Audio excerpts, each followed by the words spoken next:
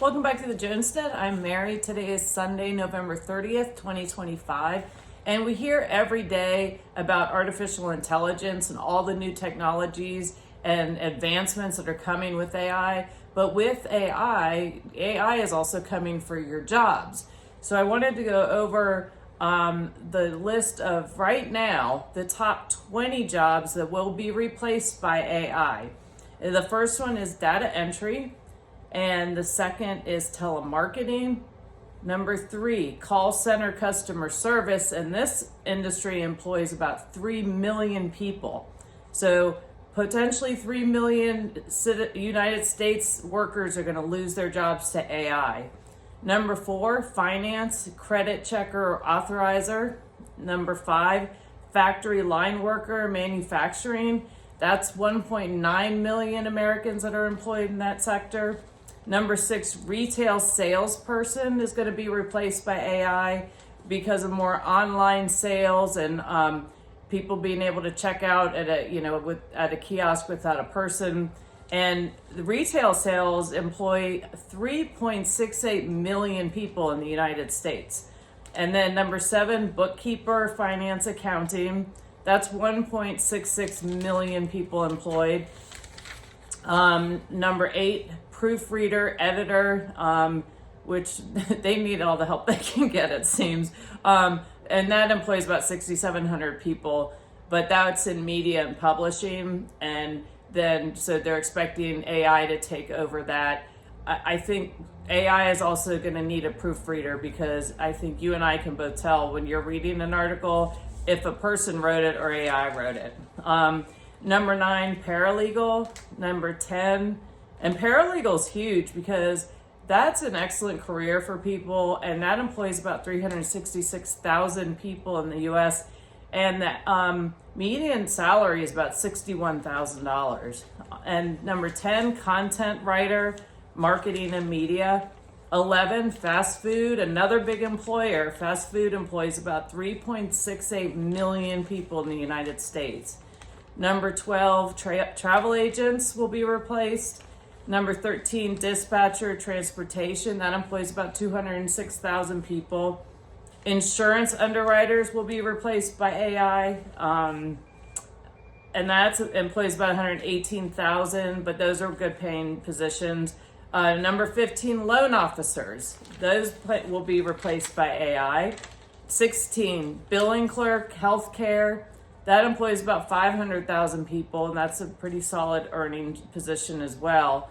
And 17, tax preparers will be replaced by AI. 18, market research analysts, and that's about 903,000 that are employed in that industry. 19, real estate brokers, and in 2003, there were about 113 licensed real estate brokers in the United States. And 20 is executive assistants will be replaced, and there are about 516,000 executive assistants that are employed in the United States. And those positions, the median annual income is about $57,000 annually. So another pretty good paying. Of course, nowadays that's almost not enough to keep a roof over your head now, is it? So, and I'll put a link to this article in the comments below so you can go and read it. And it also talks about what's really important about this is if you are working in those industries, do your research because your position can be eliminated by AI, as I was just saying. So now is the time, if it hasn't already, to be thinking about shifting and what are your options, what other areas, maybe what skills do you have where you can shift into another industry that's not something that AI can just come in and push you out of the way. So that's something to consider. That way you're not caught flat-footed and you are mentally prepared for it as well, which is important.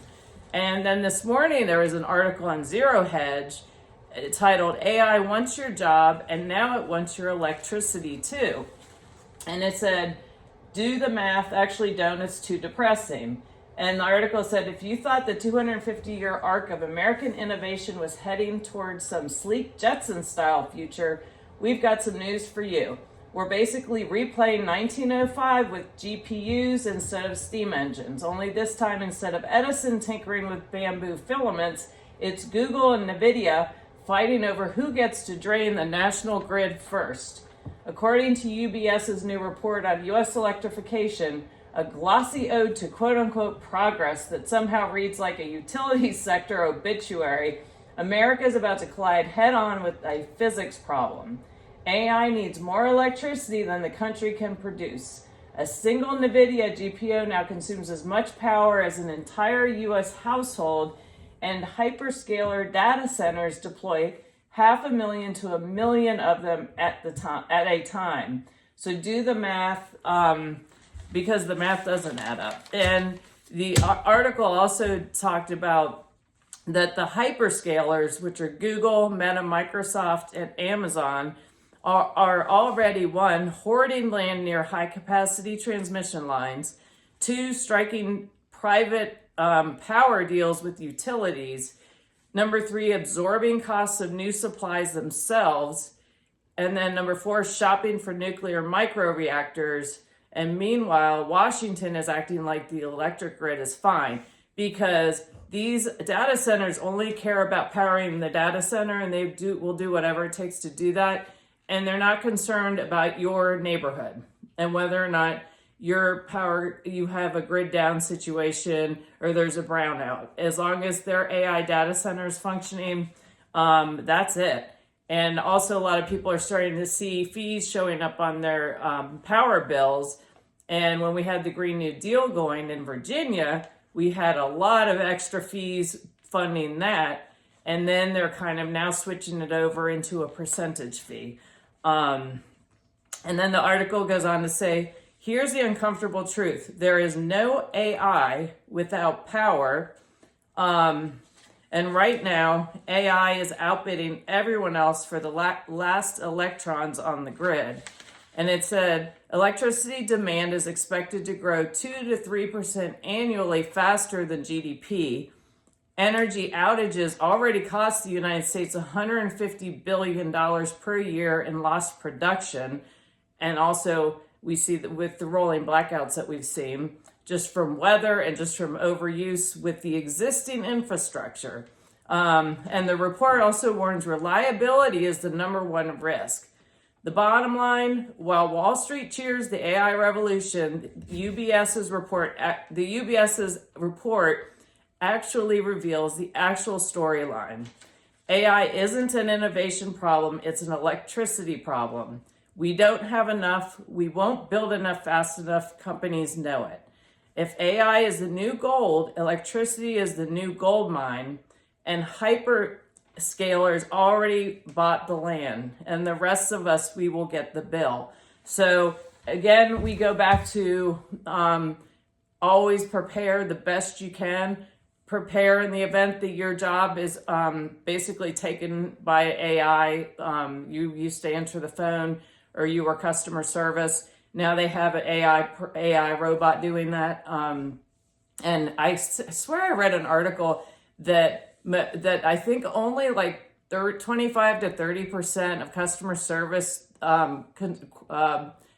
call-ins are resolved with AI. Everything ends up having to go to an actual person on the other end. I may be wrong with that, but I'm pretty sure that's what it was. So I'm not sure how they're going to make an improvement there. I think you always need to have a person with the oversight, and also keep in mind AI, the input comes from the AI depends on the input it has. So whoever provided that input is what the information is based on too.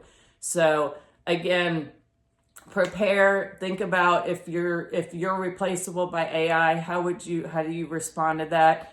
And also prepare financially if you can. Set aside an emergency fund, set aside some food. Like when we had the federal shutdown, a lot of federal workers hadn't prepared and were standing in food lines before they even missed a check. So mentally prepare, physically prepare, make sure you have extra things set aside. And also, if we have increase in brownouts or grid down situations, make sure you have extra ice made. Make sure you have to keep things cool, or look into getting a generator.